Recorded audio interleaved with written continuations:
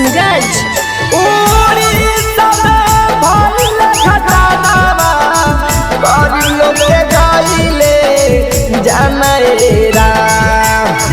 घरवा में रोबे माई बाबू ऐसन विपत काहे देलो भगवान।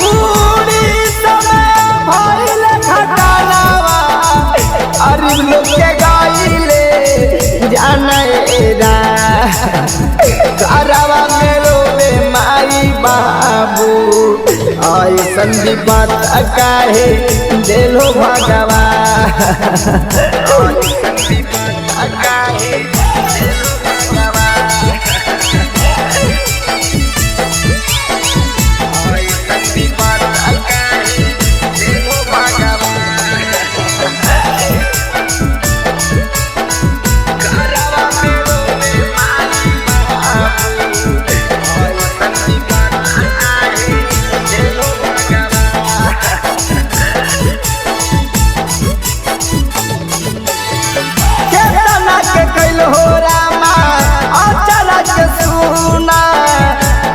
रही माई बेटावा के बिना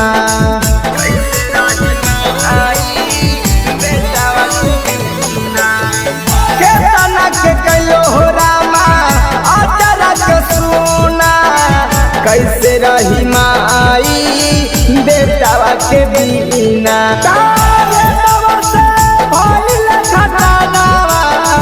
केतना के उजाड़ा ले तो भागेरा घरवा में रोबे माई बाबू ऐसन विपत काहे देलो भगवान।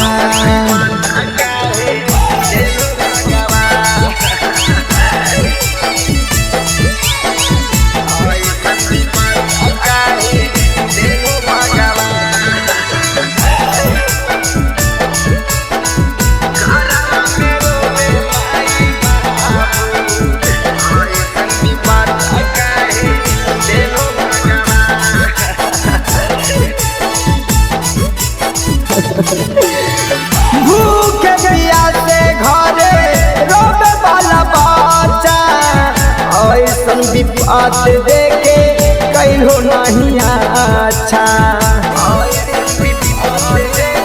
भगवान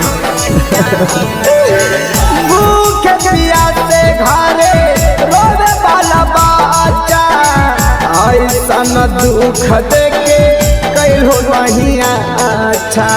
रोई राहुल रवानिया काहे कहानिया सभेरा घरवा में रोबे माई बाबू ऐसन विपत काहे देलो भगवान। भोलेनाथ रिकॉर्डिंग स्टूडियो बानावर बिशुनगंज।